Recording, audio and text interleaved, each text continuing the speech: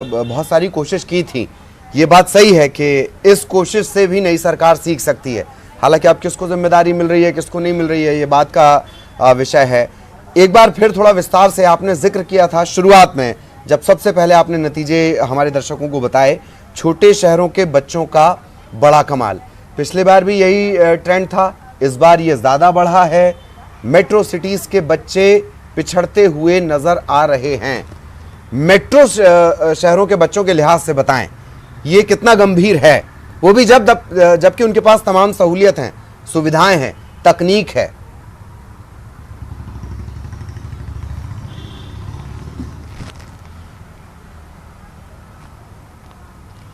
ललित, एक यहाँ पर ज़रूर मैं इस बात का जिक्र करना चाहूँगी कि बड़े शहरों के बच्चों की अगर बात कही जाए तो 10वीं के परसेंटेज पर उनका इतना फोकस नहीं रहता है, क्योंकि 10वीं से ही वो क्लासेस में अगले सब्जेक्ट में उन्हें क्या लेना है, 11th क्लास से वो ये इस पर फोकस रखते हैं। और इसी 10th क्लास से ही वो आगे की, चाहे वो MBBS अगर उन्हें करना है तो नीट की क्लासेस में वो जाते हैं, या फिर जो कॉम्पिटिशन एग्जाम्स उन्हें निकालना है उसी की कोचिंग वो करते हैं। इस पर उनका ज़्यादा ध्यान रहता है, इसी पर उनका सबसे ज़्यादा फोकस रहता है। और यही वजह है कि वो 12th में परसेंटेज के साथ ही इन कंपटीशन एग्जाम में पहली बार में ही क्वालिफाई करने के लिए तैयारी में जुटे रहते हैं। और यही वजह है कि अब धीरे धीरे जो शहरी इलाकों के बच्चे हैं उनमें परसेंटेज की होड़, खास करके 10वीं क्लास में आने की जो रुचि है वो अगर कहें तो जो लिस्ट है, जो आंकड़े हैं वो कम होते जा रहे हैं, क्योंकि उनका फोकस 10वीं में परसेंटेज या फिर मेरिट लिस्ट में स्थान हासिल करना नहीं, बल्कि जो कंपटीशन एग्जाम से उसको हासिल करने का उनका लक्ष्य रहता है। क्योंकि 12th और कंपटीशन एग्जाम ये दोनों लक्ष्य बनाकर वो चल रहे हैं। तो अभी ये जो माहौल है अभी ग्रामीण इलाकों में बनने में थोड़ा सा समय लगेगा, क्योंकि वो बाद में जब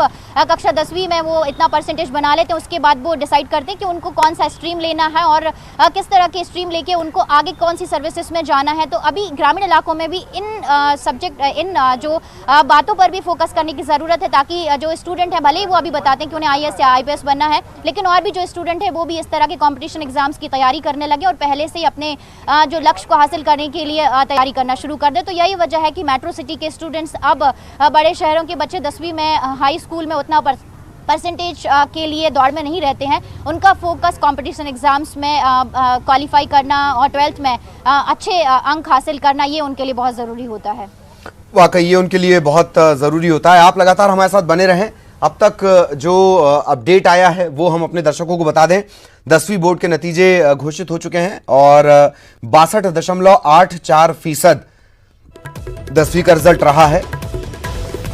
इसमें से 60.09 छात्र पास हुए हैं, 65.87 छात्राओं ने बाजी मारी है।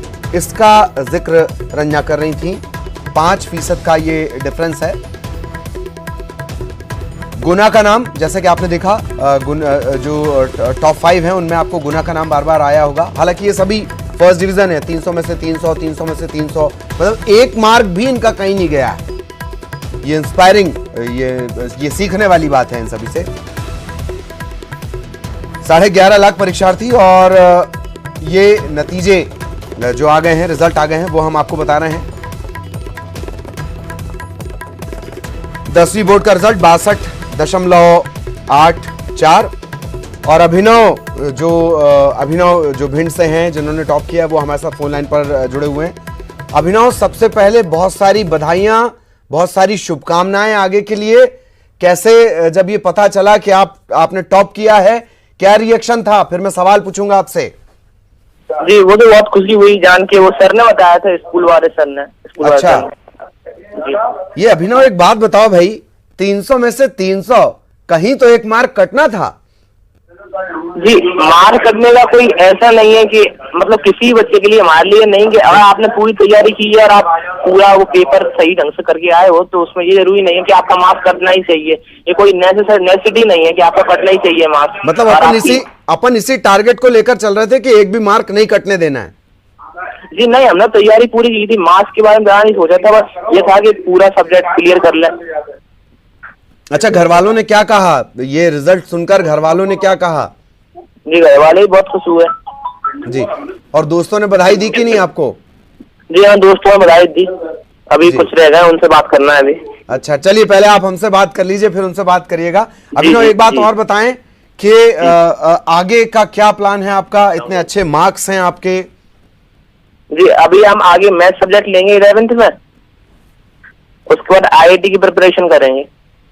अच्छा, तो गणित का आपका प्लान है आगे क्या, किस लाइन में जाना है? इंजीनियरिंग का सोचा है या इंजीनियरिंग का सोचा है, IIT करेंगे, ज्वाइंट एंट्रेंस एग्जाम देंगे पहले, उसके बाद IIT की तैयारी वो करेंगे। जी जी। अभिनव, मुझे थोड़ा आपके घर के बारे में बताएं, कौन कौन आपके घर में हैं, आपके गार्जियंस क्या करते हैं, ये थोड़ा सा बताएं।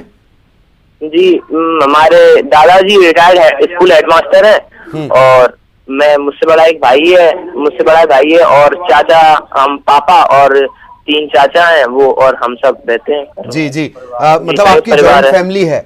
दादाजी हेडमास्टर है, तो मतलब डांट वाट? Retired headmaster. हाँ हाँ, रिटायर्ड हेडमास्टर, तो डांट वाट लगती होगी आपको पढ़ाई के लिए?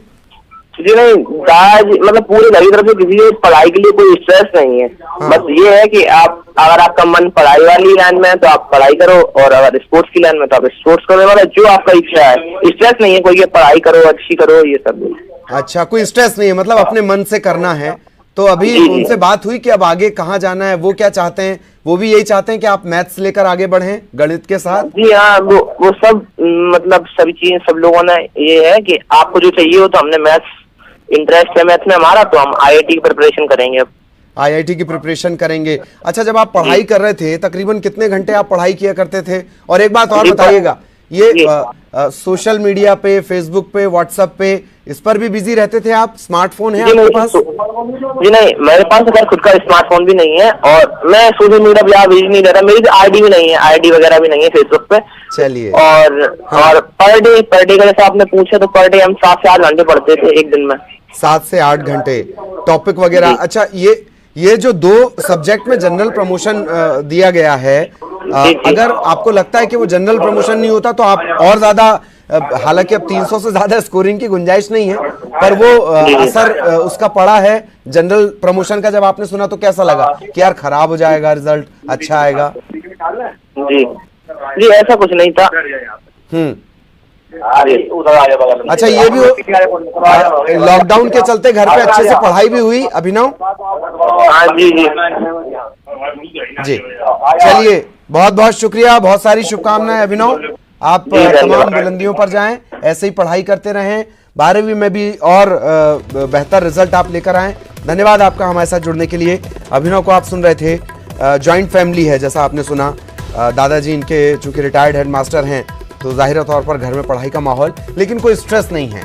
जिसको जो करना है, अगर कोई खेलने में अच्छा है तो वो खेल सकता है, अगर किसी को पढ़ाई अच्छी लगती है तो पढ़ाई कर सकता है।